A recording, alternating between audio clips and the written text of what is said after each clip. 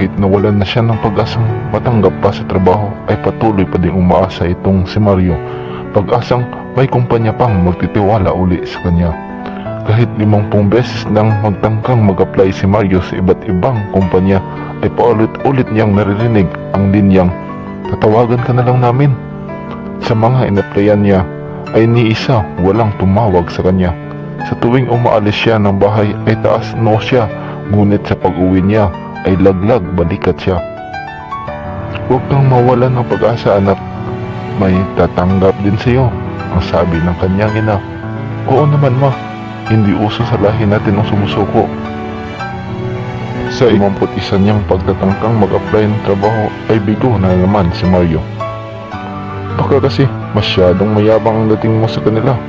May mga boss kasi na kapag nakikita nila na parang banta ito sa posisyon nila, ay gagawa nila ito ng paraan para maalis sa landas nila," sabi ng kanyang kaibigang si Ramon. "Nakapagtapos naman ako sa isang magandang state university. Matataas ang mga marka ko sa lahat ng mga asignatura ko. Wala nga itong mga palakol. Pero pagdating sa karanasan ay wala ko."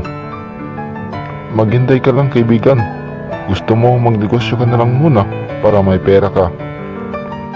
Kaya naman ang ginawa ni Mario, habang di pa paubos ang kanyang mga pera ay nagnegosyo na lang muna siya.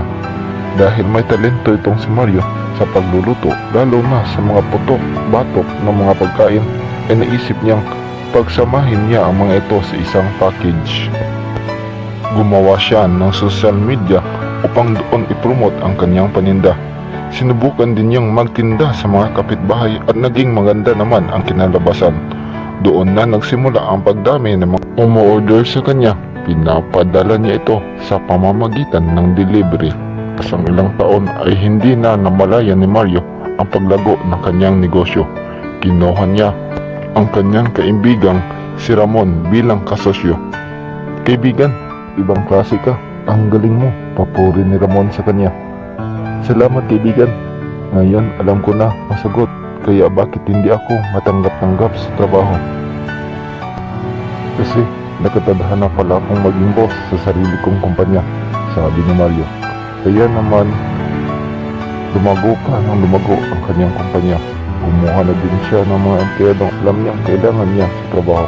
Dahil minsan naging napagdaanan niya rin ito